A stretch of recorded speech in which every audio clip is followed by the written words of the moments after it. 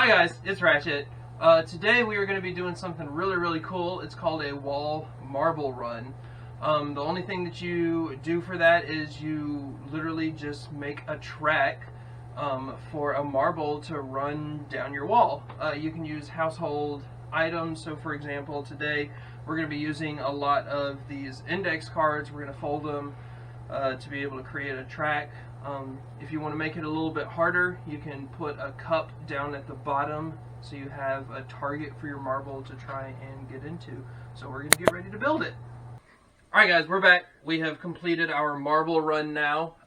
Y'all can take a look at it, see everything we've done. Hopefully it works. We worked really hard on this.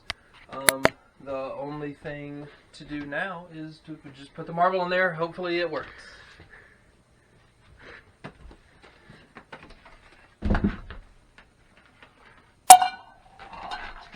Yes!